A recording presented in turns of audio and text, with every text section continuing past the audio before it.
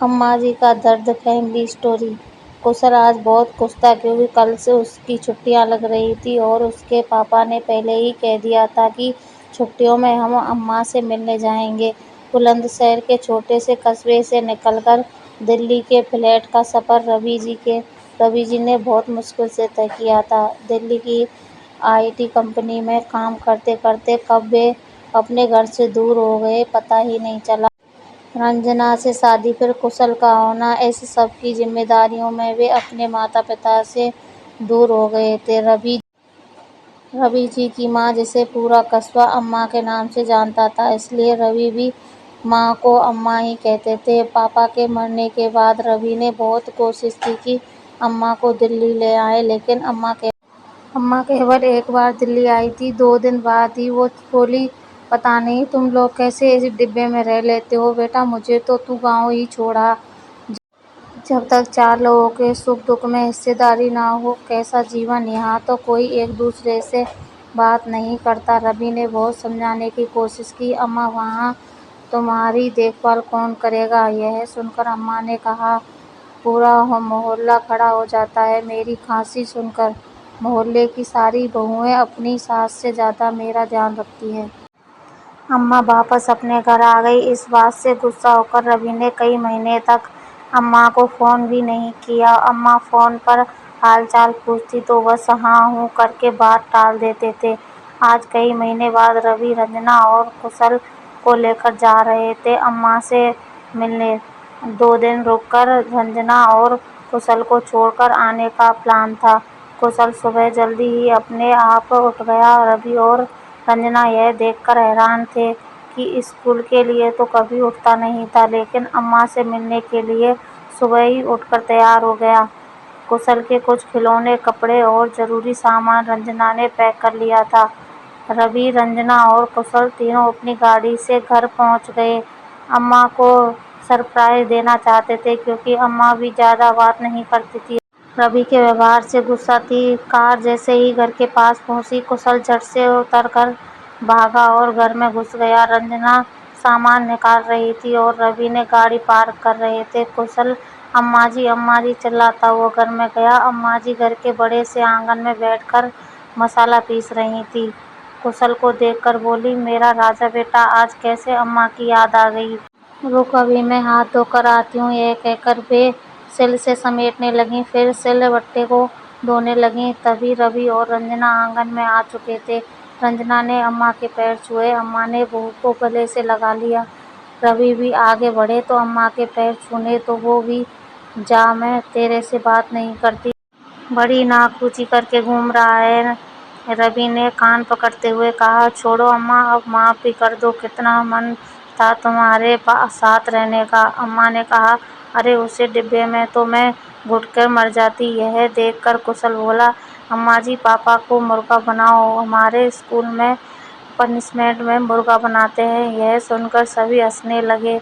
रवि बोले, रुक, अभी तुझे मुर्गा बनाता हूँ। यह सुनकर अम्मा ने कुशल को गोद में उठा लिया। खबरदार जो मेरे पोते को कुछ कहा। रंजना रसोई में सबके लिए चाय बनाने चली गई। अम्मा जी कुशल के साथ बातें करने लगी। रवि आंगन में पड़ी चौपाई पर लेट गए। इसी तरह मिलते जुलते 2 दिन कब बीत गए। रवि वापस दिल्ली आ गए। 8 दिन के लिए रंजना और कुशल को अम्मा जी के पास छोड़ दिया।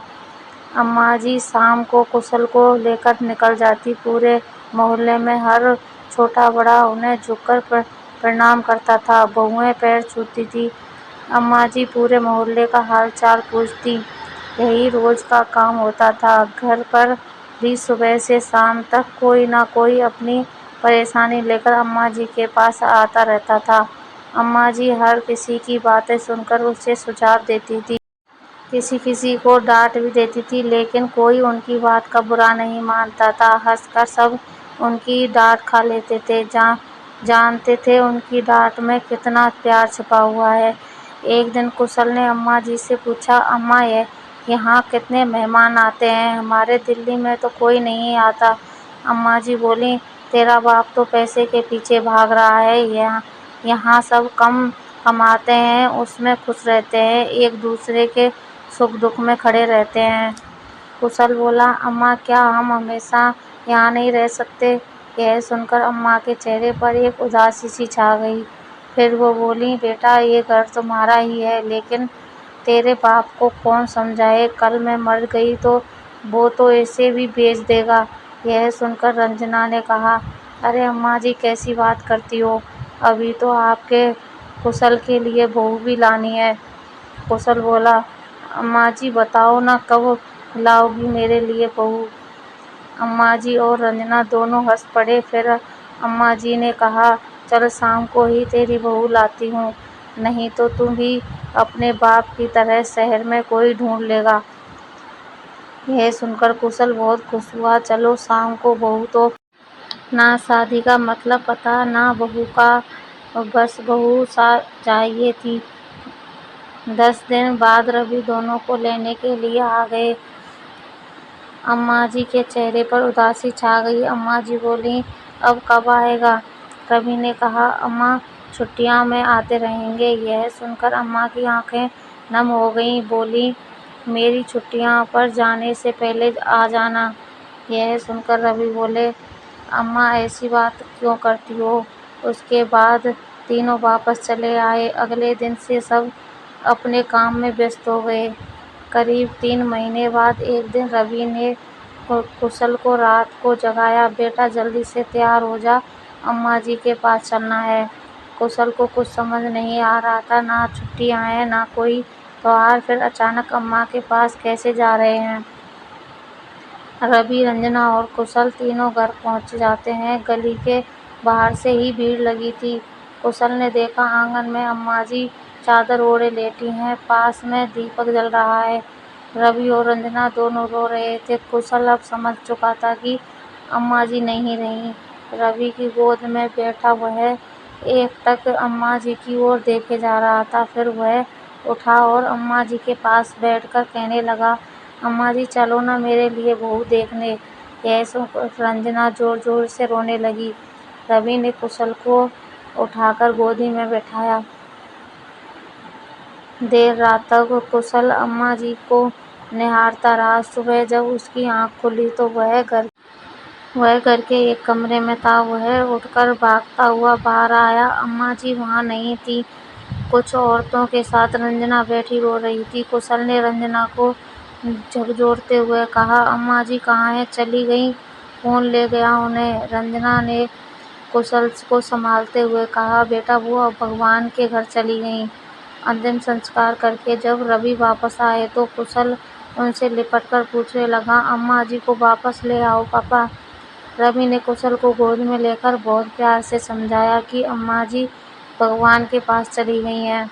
13वीं के बाद जब शहर जाने के लिए सब गाड़ी में बैठ गए, रवि ने घर को ताला लगा दिया। गाड़ी में बैठते ही कुशल ने कहा, पापा अम्मा जी कह रही थी मेरे मरने के बाद तुम ये मकान बेच दोगे, क्या ये सच है? रवि ने कुशल को गले से लगा लिया। नहीं बेटा, हम ये मकान कभी नहीं बेचेंगे, बल्कि वहाँ से सब बेचकर यहाँ आ जाएंगे। काश मैं अम्मा का कहना मानकर उनके साथ रहता, तो अंतिम समय में अम्मा के पास होता। कहानी अच्छी लगी हो तो चैनल को लाइक कर लें, सब्सक्राइब कर लें। वीडियो अच्छी लगे तो शेयर भी कर दें। धन्यवाद।